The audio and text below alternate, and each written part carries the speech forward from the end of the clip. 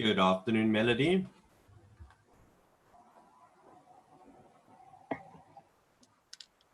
Good afternoon, Melody. How are you? I'm good, thank you. How are you? I'm all right, thanks. All right, Melody, are you running today's session or is Angelique? I am. Okay, great. All right, so Melody, in 2 minutes' time, I'm going to hand over to you so you can run the session. Okay, cool.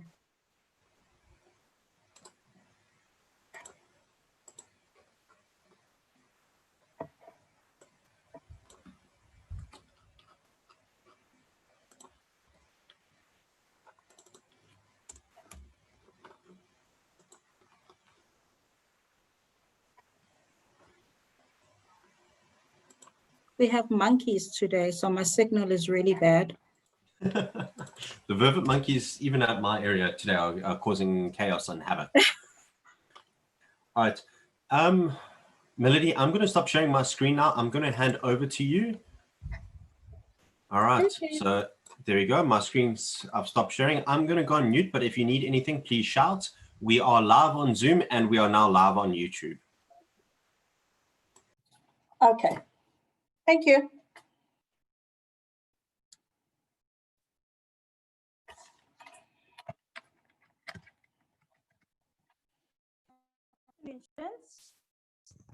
Welcome back to ELI301. I hope you guys are all keeping well and healthy. Today's session is going to be, we're just going to go through assignment 2. And if you have any questions, please feel free to add the questions into our chat and we will try and answer them as we go along. I will share my screen now. Hello, Mrs. Bester. Hello, Ms. Letuli. How are you? I'm good, thank you. We are going to start now with the assignment 2 guidelines.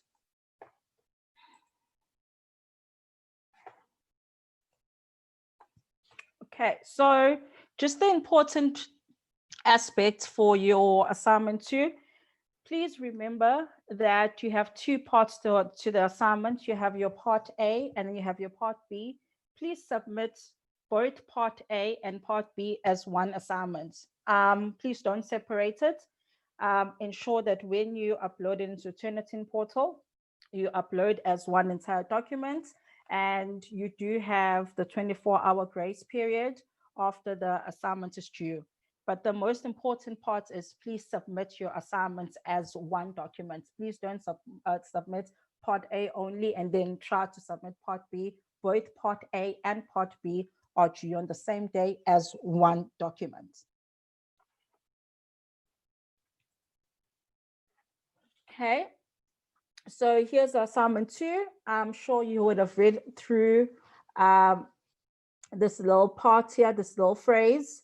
And at the bottom, it says, based on the extract from the above research publication, you need to write an essay on the importance of the role of word recognition in assisting foundation phase learners to read with understanding and fluency, and the strategies the teacher can use to support learners who have poor word recognition skills.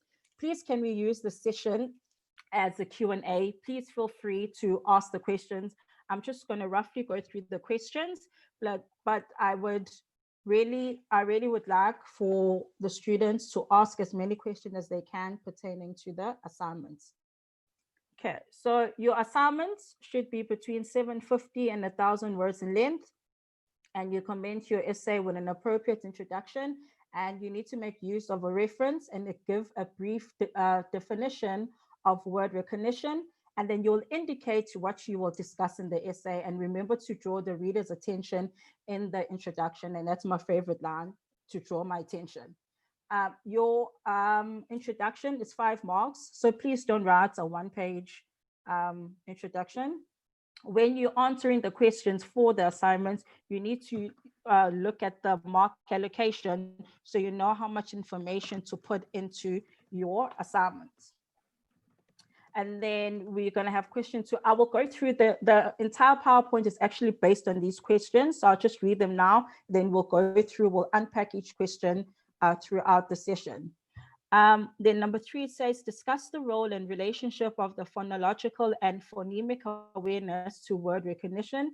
And this section should be thoroughly researched and should include references. Number 4 is explain why word recognition is an important component of the acquisition of reading skills, and also provide an overview of the prerequisites for word recognition. That's 25 marks.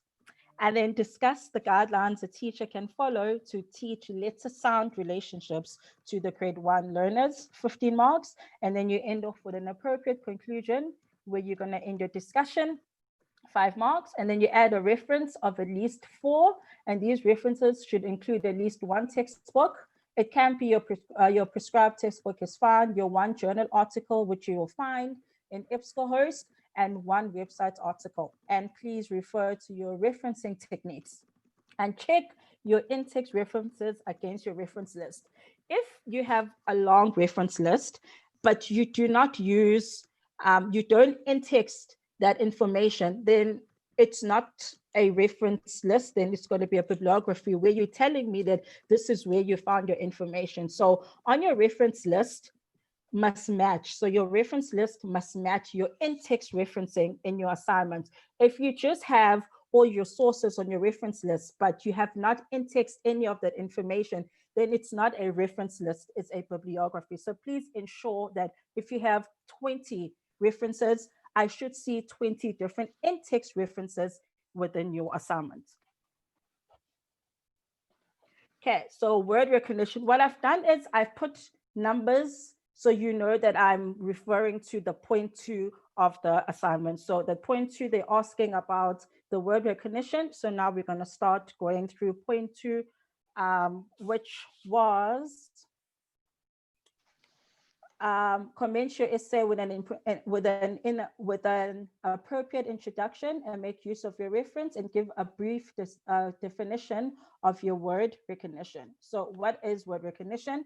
It's the act of seeing a word and recognizing it and its pronunciation immediately without any conscious effort. So if you're able to read text, you could be driving past and you see a sign and you're able to pick up the words in that billboard and you're able to tell a person, oh, this is what that billboard is saying. That is you identify, that is you actually using your word recognition. If reading word requires conscious, effortful decoding, little attention is left for comprehension of a text to occur. So with word recognition, I remember back, I think all of us in high school, there were times where in English, you have to read a part. If you read Romeo and Juliet or Hamlet, or whatever class prescribed book that you had, and you had those students that could just read a whole page in a space of 5 minutes. Then you have the students that read each word. When you read each word, you're not reading for comprehension. You're reading because here is the word and you actually just reading. Word recognition is the act. You're not flowing with the sentence. You're not flowing with the paragraph. And then you find that those students, after they're done reading the page, they won't tell you what they've read. They don't understand what they read. They can't comprehend what they've read. So those are the students that fall part of your struggling readers as well that we will go through, which forms part B of this assignment. So if you're unable to just identify the word and be able to read the word by just looking at the first letter and the last letter or the letters in between, then you're unable to decode and you're unable to comprehend what you have learned. So for example, when you look at these familiar sentences, Jack be nimble, Jack be quick. Jack jumped over the cannibal slick. When you have developed your word recognition, you're able to read this, even though it's incorrect, you're able to read because you know that the certain sounds in that particular word or the letters in that particular word would make a particular sound, and this is what the word should sound like. So you have instantly recognized the words, yet at the same time, you've noticed that the individual letters within the words are incorrect.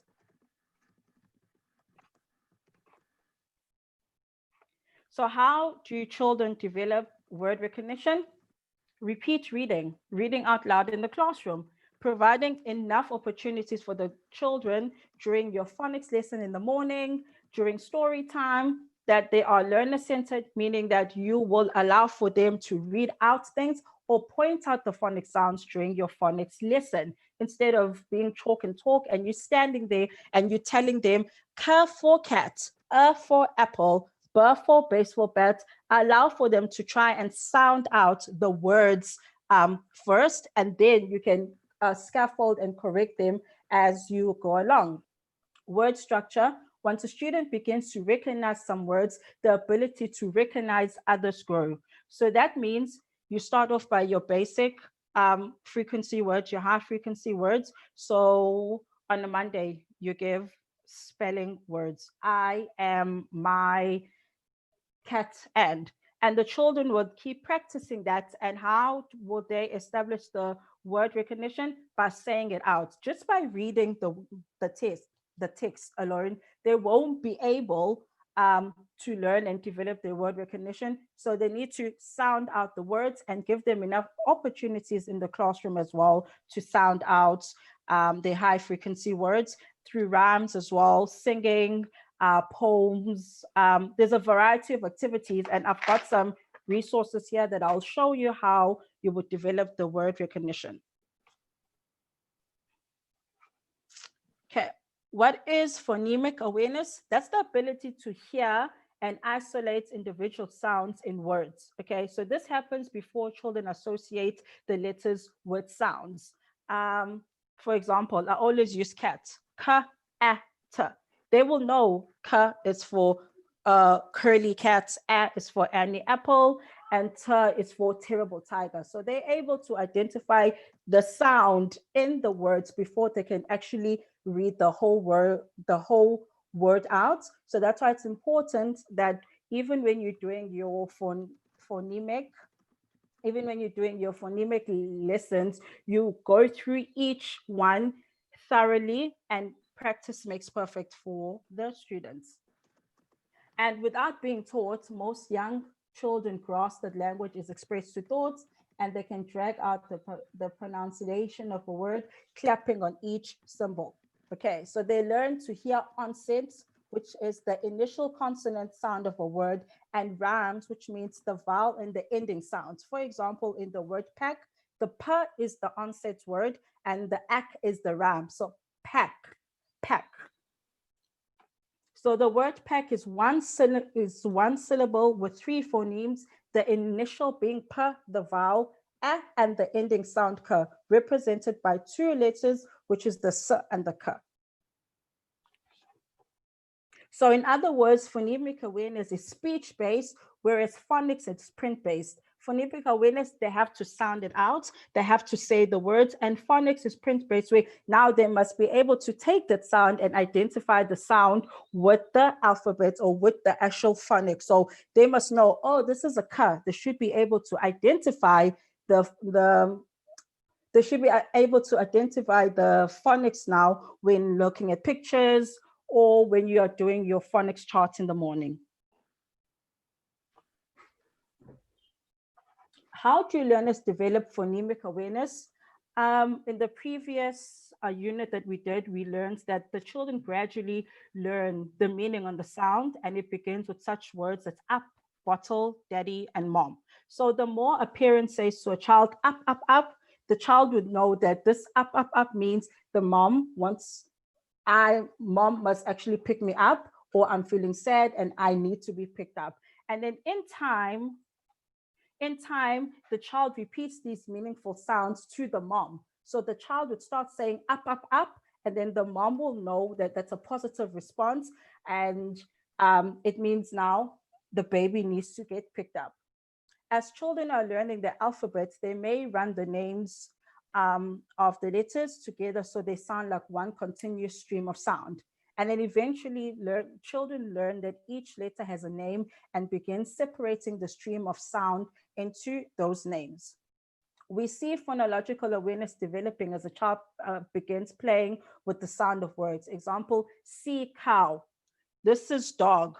Melody's dog. And then they will start adding on things like if you say, oh, this is a horsey, horsey, morsey, dorsey, worsey, torsey. Or cow, now, vow, wow. And then as the parent reads to the child from a rhyming book, especially the Dr. Seuss, Green's Egg and Ham, he or she can support this development by hesitating before saying the last word in a rhyme and giving the child time to supply it.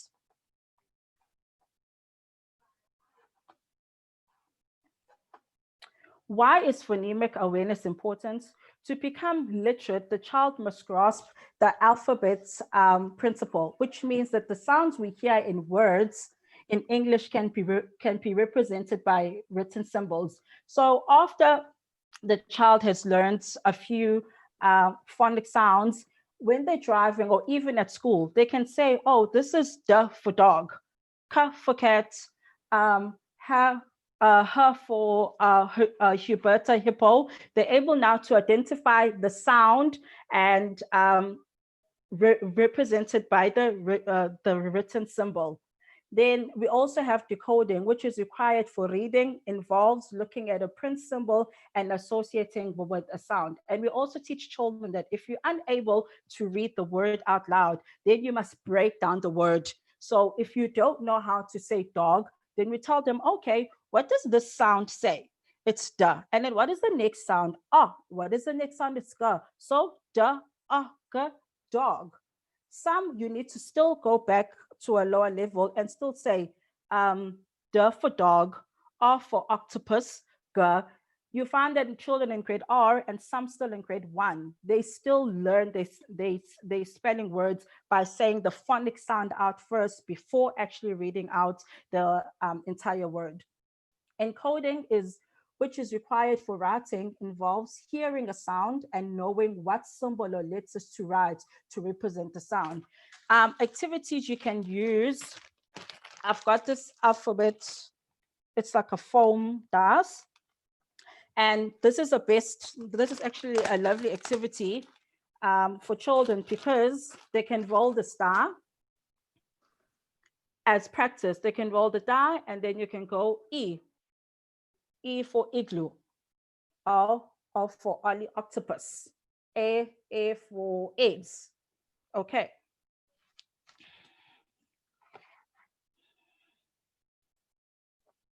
Decoding, as said, and it's a very critical component for word recognition and the ability to decode the words. So when teaching children to accurately decode words, they must understand the alphabetic principles and know the letter sounds. Now, the letter sounds, they provide the correct sounds for letters and the combination.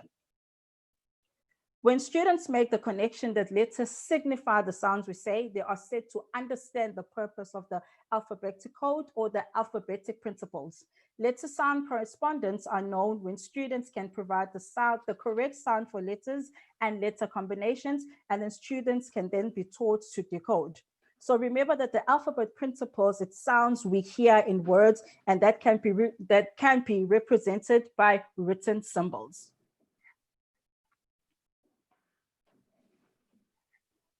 Okay, I put up the next two slides will help immensely with part of your assignments, phonological skills, and it will give you the different skills that you can acquire and phonemic awareness skills. I'm just roughly going through because we have part A and part B of the assignment.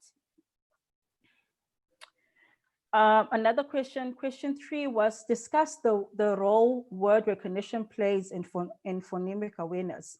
Now, in order for you to be able to even read 2 or 3 word sentences, a child needs to be able to identify the sound in the word as well. If you're unable to recognize the sound in the word, then the child won't be able to read out simple words or won't be able to start writing sentences. And remember that phonemic awareness refers to spoken language, understanding that the sounds of that spoken language work together to make a word. So the children need to establish that if you put, okay, so they need to establish that if you put two sounds together, a word, you will be able to make a word. Okay, I hope I can make a word.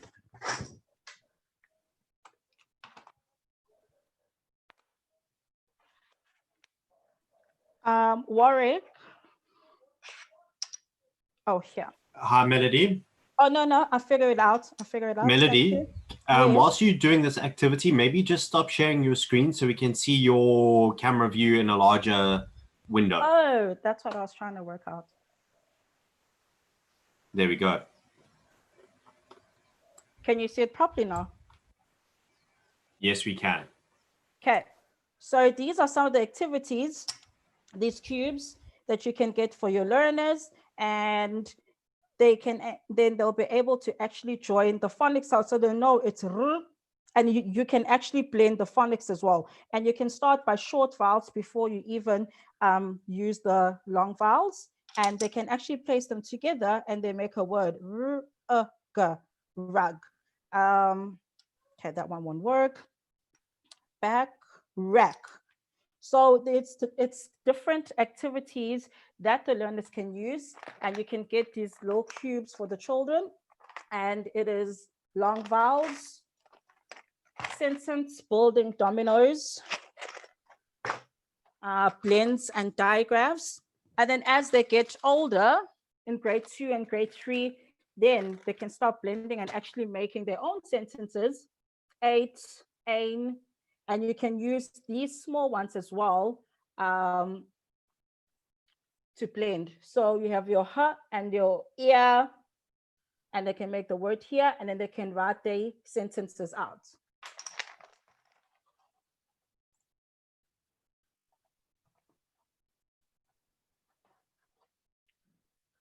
Let me just answer some questions here. Will there be a session on the quiz? We can arrange this one. So I guess yes. I've already dealt with those questions, Melody. Okay, thank you.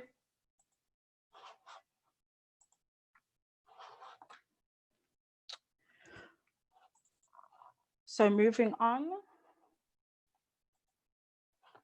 So discuss the role and the relationship of phonological and phonemic awareness. I'm going to use this picture. You have your language comprehension and your word recognition. So those are the two aspects that the child needs to have developed and accomplished in order for us to say, yes, yes, there is a good relationship between phonological and the phonemic awareness. So the child needs to have the language comprehension, which we did already, where vocabulary, the language structure. So the child needs to have developed language structure, verbal reasoning, and some literacy knowledge and some background knowledge. And then when you put your language comprehension and your word recognition together, then the child then needs to have known the phonological awareness, decoding, and sight recognition. So this string, I'm going to use my hair as an example. So the child, like I said, needs to have the language. So this whole strand is your language comprehension. And in the language comprehension, the child would need to have the background knowledge, vocabulary, language structure, verbal reasoning, and literacy knowledge. So that forms the one part of the thread. The second part, which is your word recognition, your phonological awareness, your phonemes, your syllables, phonemic awareness, the decoding, which is your alphabet principle as well, the spelling sound correspondence, and your sight recognition, or the familiar words. Put these two together, which then forms your one strand.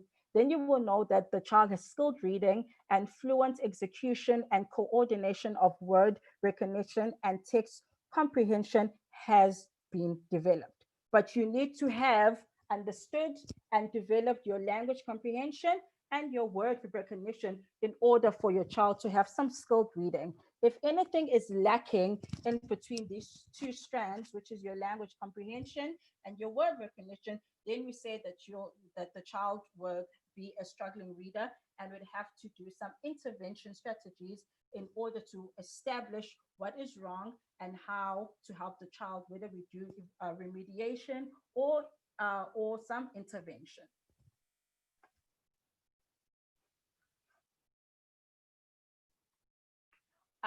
This part also explains, it gives you the definition of the phonological awareness.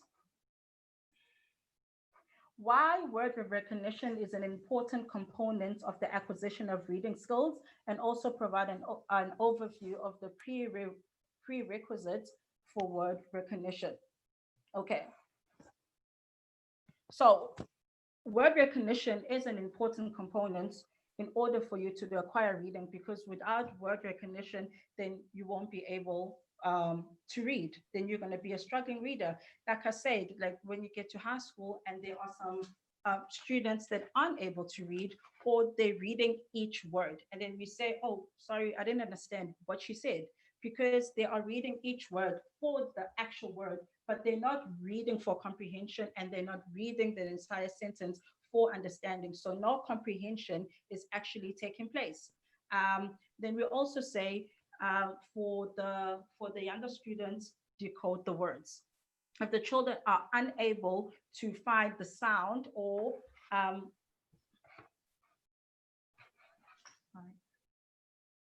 if the children are not able to identify the words, then we tell them, okay, sound out each letter of that whole word. So the word is bat. Then the child would say ba, t. Some children still don't know how to then associate that phonic sound with an actual word.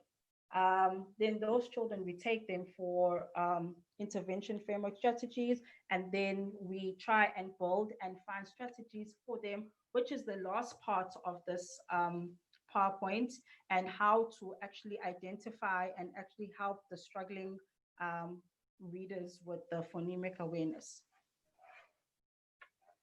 And then it says, discuss the guidelines a teacher can follow to teach letter sound relationships to the grade 1 learners.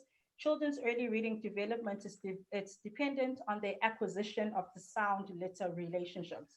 Many children with reading disabilities benefit from explicit and systematic teaching of these sound letter relationships. This is typically described as your phonics. Your phonic instruction, basically the explicit sounds is you are able to identify the sound in isolation, where you're able to identify the phonic sound on its own. Then your implicit is you're able to identify the phonic sound within the word, like just how I just explained now, the ba, the a, the t. Phonics instruction is usually categorized as explicit or implicit. I just explained that. I just actually explained this whole paragraph. So in contrast, implicit phonic instruction includes helping students identify the sounds associated with individual letters in the context of the whole word rather than in isolation. Typically, students are asked to infer the sound of a letter from a word or a set of words that contain the letters. Are there any questions to part A? No questions on the Q&A. Okay. How do we teach phonemic awareness to struggling readers? All learners should receive formal instruction to ensure that they gain these essential understandings. Once your assessment reveals that students have these skills, this instruction should be discontinued. This instruction consists of a series of lessons which should be conducted orally. And how do we teach phonemic awareness to struggling readers? Activity 1, segment sentences into words. The cat has a hat equals the cat has a hat. So you break up the sentence, okay? Then blend words into the sentence. The cat has a hat. The cat has a hat. Segment compound words into separate words. Sidewalk, then you break up the word side and walk, and then blend the words into a compound word, and that could be another activity, which is sidewalk. these blocks as well are really helpful in these activities when they have to break up the words and put them together to form a compound word. So this page basically gives you different examples of how to teach phonemic awareness to your struggling readers. If you don't have resources like this, then you can make them, or you can even download the templates of Teachers Pay Teachers.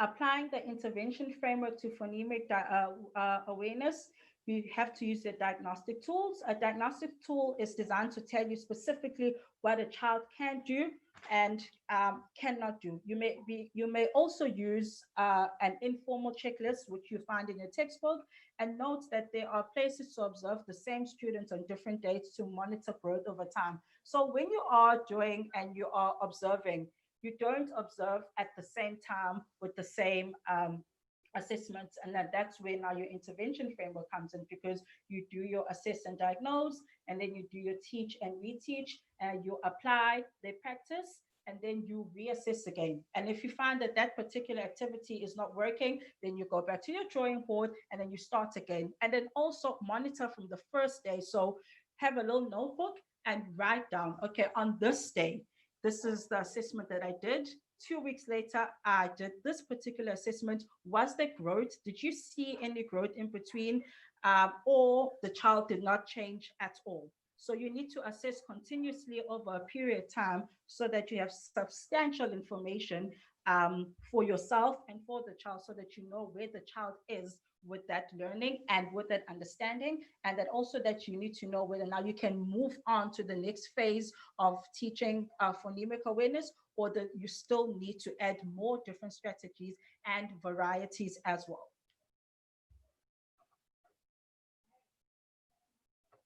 I've just explained the teach and reteach. This slide tells us that. Here's a sample lesson using the intervention framework with struggling primary readers, which is your blending your phonemics. So you can just go through this, because there's a part in the assignments where you have to plan an activity. You have to list different activities. And what I'll do as well, I will put up the links on where you can find different activities to help with the struggling readers. Those links will be up on ECR.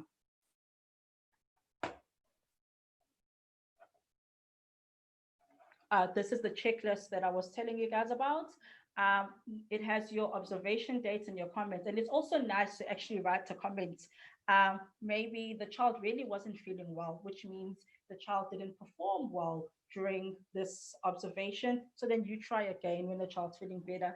There's a lot of things, factors that come into the results for the child. So you have your dates observed, and then you can benchmark and you can actually use this as a benchmark and as a baseline of saying, I've done so many observations. These are the different strategies that I've done. These are the different assessments that I've done in order to help the child, but the child is still struggling. Or yes, I can see the difference, and now the child is actually ready to move on to the next level of phonics or whatever the topic may be.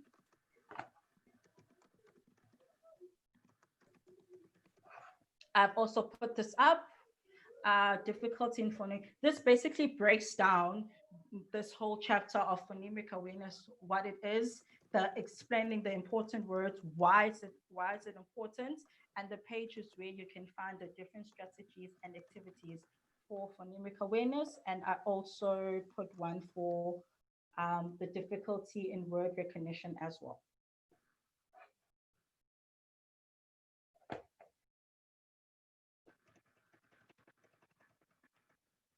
Part B, you need to refer to page 55, 65, and 66 in your prescribed textbook, which is the struggling reader. You need to identify the level of reading development that you believe Samuel is currently at and motivate your answer. Identify and plan 5 appropriate activities that you will use during your intervention to develop Samuel's letter sound relationship skills. Those are the links that I'm going to put up on ECR. And you can just go through and see what will work. Identify and plan 5 appropriate activities that you will use during your intervention to develop Samuel's word recognition skills, and then use illustrations to support each of your 5 activities. If you're going to use pictures from the internet, please ensure that you reference the images. You're more than welcome to draw your images as well. But we should be able to understand the illustration. So if you can't get internet pictures and you're really not good at drawing like I am, then just label your picture, your image, so we have an understanding of what you were trying to explain with your 5 activities. I've also taken screenshots of the pages for the students that don't have textbooks for this part B. So page 55, 65 was not clear. I will resend the 65 via the forum and your page 66. And that is all we have today, students.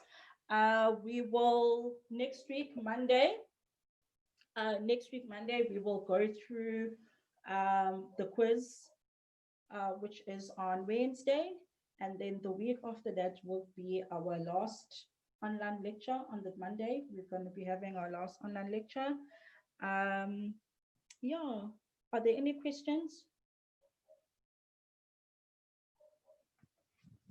So everyone is on par and everyone is understanding. Please give me a thumbs up if everyone is understanding or you have attempted the assignments. I don't think we can do thumbs up on webinar. I've just been looking for it as well, but I don't see a thumbs up. Yeah, so don't feel hurt. It's just because we don't have the icon. Okay, well, I hope they understood, and yes, they can email with questions afterwards. There's a question. Oh, there's a thumbs up. Yay! Thank you, Michaela. Okay, I guess everyone was listening and everyone heard. Okay, thank you so much, students, and we will see you again, same time, same place. Thanks to you. That was lovely. Thank you. All right, thank you, Melody. Thanks, Angelique. I will wrap it up here as per normal. Thank you. Okay, have a great day. Bye. Bye.